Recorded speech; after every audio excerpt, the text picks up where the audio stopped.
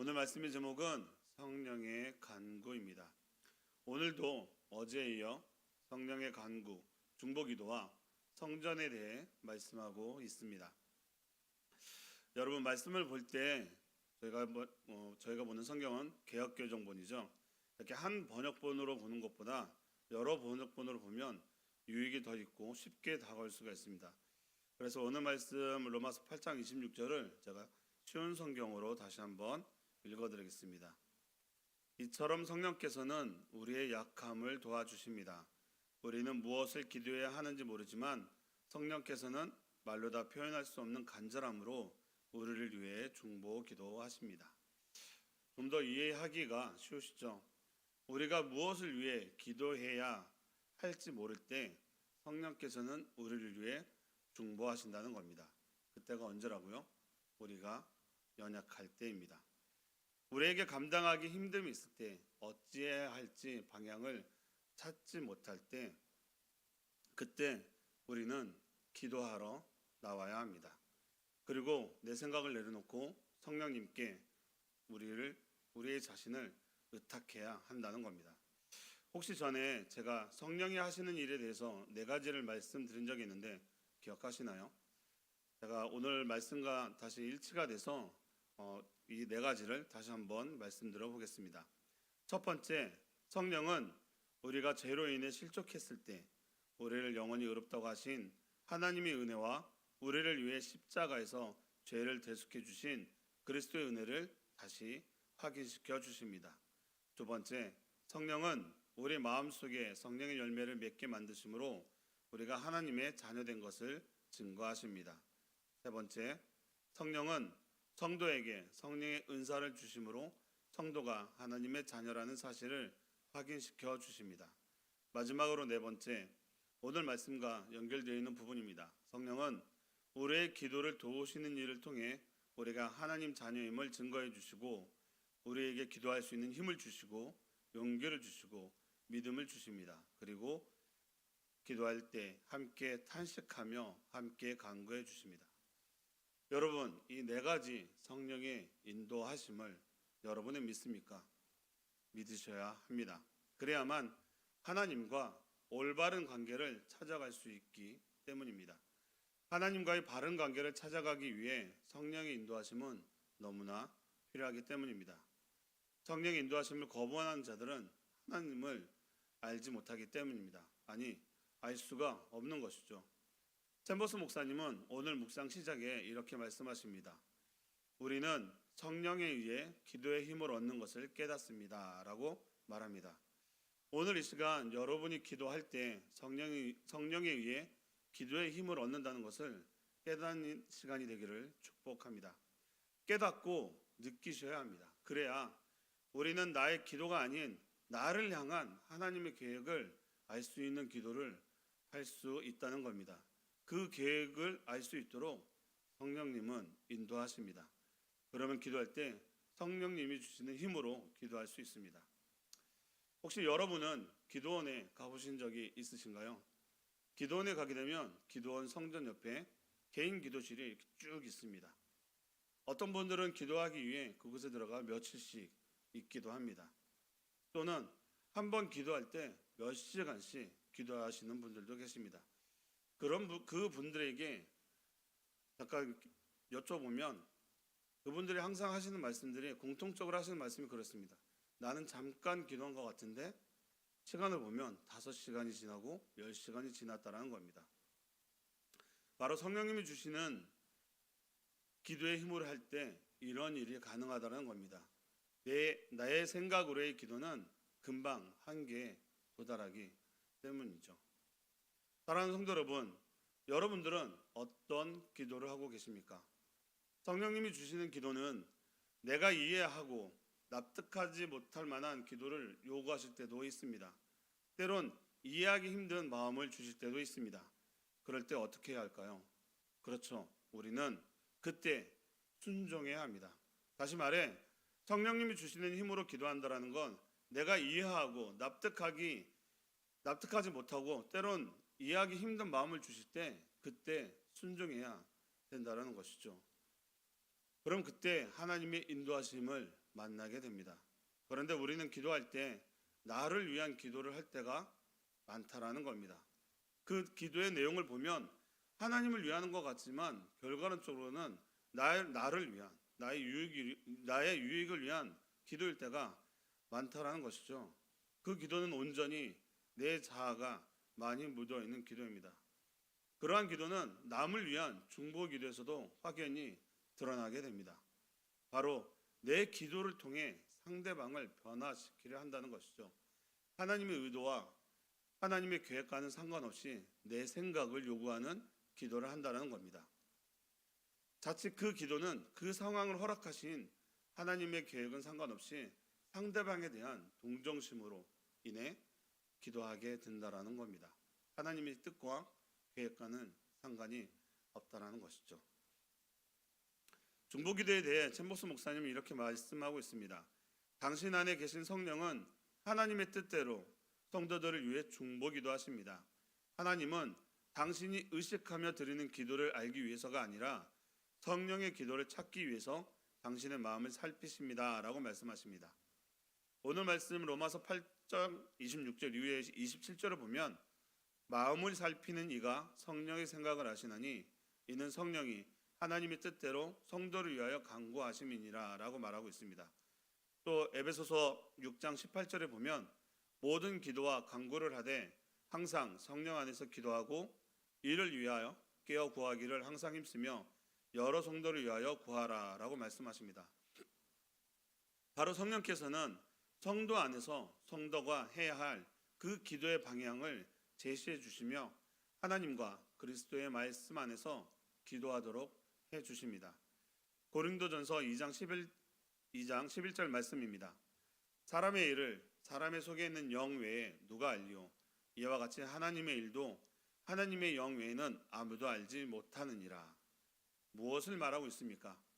하나님과 성령께서는 서로의 생각을 아신다는 겁니다. 사랑하는 성도 여러분, 기도란 하나님의 뜻에 내 뜻을 맞추는 것이 기도입니다. 알고 계시죠? 성령은 이것을 목적으로 성도의 기도, 바로 여러분의 기도를 돕는 것입니다. 그러므로 성령 안에서 드리는 기도만이 하나님께서 기뻐하는 기도입니다. 챔버스 목사님 말입니다. 성령은 중보 기도를 드릴 수 있는 성전으로서 성도의 몸을 필요로 합니다. 너희 몸은 성령의 전이라. 성령께서도 당신의 몸을 자신의 편의를 위해 사용하는 것을 허락하지 않으셨습니다. 예수께서는 성전에서 사고 파는 자들을 가차없이 쫓아내며 말씀하셨습니다. 내 집은 기도하는 집이라. 일컬음을 받으리라 하였거늘 너희는 강도의 소굴을 만드는도다 라고 말씀하십니다. 여러분이 너무나 잘 알고 있는 말씀이죠. 너의 몸은 성령의 전이라. 여러분, 우리의 몸이 성령의 전인 것을 인식하고 있습니까? 그렇다면 우리는 우리 몸인 성전을 더럽혀서는 안 됩니다. 아주 작은 것일지라도 성전이 더럽혀지는 것을 허용하면 안 된다는 겁니다. 예수님도 성전 청소를 하시면서 성전을 해치는 모든 일에 가차없이 쫓아내셨다라고 말씀하십니다. 왜냐하면 그 성전은 기도의 장소이기 때문이었습니다. 예수님 당시의 성전의 모습은 어땠을까요? 성전 안에서 장사를 허용하고 있었습니다. 성전 밖에는 물건을 사고 팔고 하는 것이 허용되었습니다. 성전을 방문할 때 예물을 준비하지 못한 분들이 예물을 사거나 또 가지고 온 예물이 흠이 있거나 할 때 흠이 없는 예물로 교환을 하기도 했으니까요. 그런데 문제는 유대인 지도자들이 그것을 통해 수익금이 생기다 보니 더 넓혀야 했고 넓히다 보니 성전 안까지 장사를 허용했던 것이죠. 그런데 그 허용한 그곳은 이방인들이 기도하는 이방인의 뜰이었던 것이죠. 그곳에 이방인들이 들어가서 기도할 수 있는 공간이 점점 없어졌던 겁니다. 우리는 어떻습니까? 우리 안에 무엇을 허용하고 있습니까? 성령이 거주해야 할 공간에 다른 것들이 가득 차 있지는 않으신가요? 여러분, 여러분의 몸이 성전됨을 인식해야 합니다. 인식하지 못하면 아직도 구원받기 이전의 삶으로 살아가고 있지는 않은지 점검해 봐야 하기 때문이죠.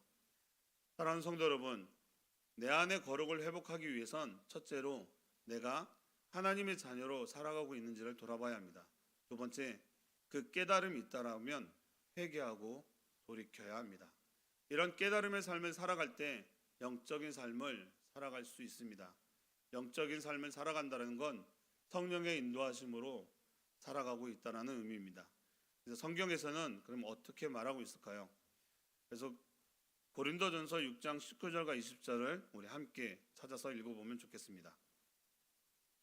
고린도전서 6장 19절 20절 신약성경 269페이지입니다.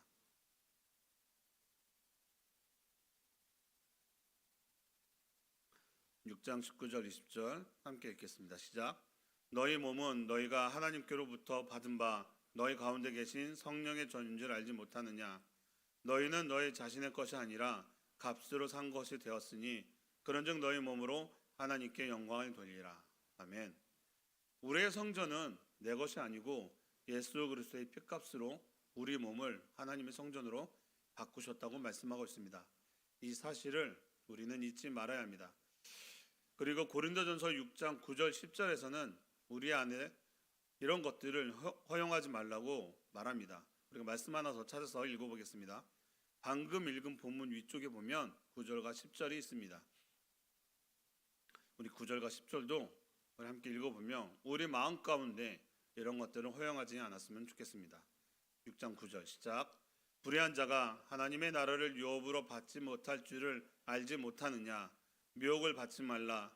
음행하는 자나 우상 숭배하는 자나 간음하는 자나 탐색하는 자나 남색하는 자나 도적이나 탐욕을 부리는 자나 술 취하는 자나 모욕하는 자나 속여 빼앗는 자들은 하나님의 나라를 유업으로 받지 못하리라.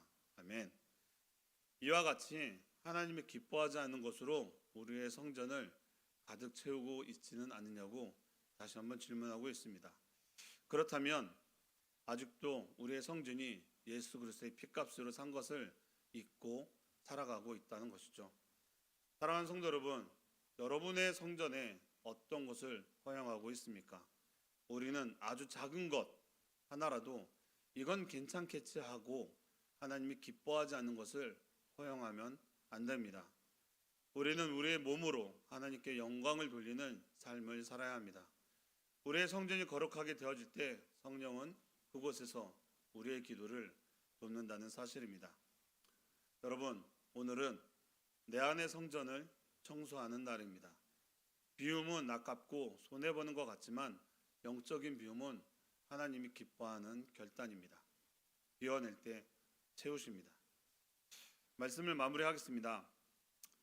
사랑하는 성도 여러분, 오늘 말씀에서 말하는 것처럼 우리의 몸된 성전 안에서 우리를 위한 성령의 간구가 들리십니까? 귀 기울여 보십시오. 그리고 그 인도하심에 순종하십시오. 또한 우리 안에 성전을 돌아보십시오. 우리 안에 청소할 것이 많다면 청소해야죠. 이제 시작하면 됩니다. 깨끗하게 청소해서 거룩한 성전 안에 성령님이 거주할 수 있게 해드리십시오. 잼버스 목사님은 성령께서는 우리가 전혀 알 수 없는 무의식적인 부분을 돌보시겠지만 우리의 의식적인 삶의 영역을 지키는 것은 우리의 책임입니다 라고 말합니다. 이 부분을 제가 다시 한번 읽어드릴게요. 성령께서는 우리가 전혀 알 수 없는 무의식적인 부분을 돌보시겠지만 우리의 의식적인 삶의 영역을 지키는 것은 우리의 책임입니다. 우리의 노력이 필요합니다. 우리의 몸된 거룩한 성전 안에서 성령의 힘으로 하나님이 기뻐하는 기도를 드리시길 예수님의 이름으로 축복합니다. 아멘. 기도하겠습니다. 하나님 감사합니다. 오늘도 말씀을 통해 몸된 성전을 거룩히 해야 하는 것과 그 몸된 성전에 성령께서 함께 하심으로 우리를 돕는 기도를 하고 있음을 알게 하시니 감사합니다. 우리의 몸된 성전에 거룩을 해치는 그 어떤 것도 허용하지 않게 예수 그리스도의 보혈로 덮어 주시옵소서. 그리고 그 성령의 간구에 순종의 삶을 살아갈 수 있도록 하여 주시옵소서. 예수님 이름으로 기도합니다. 아멘.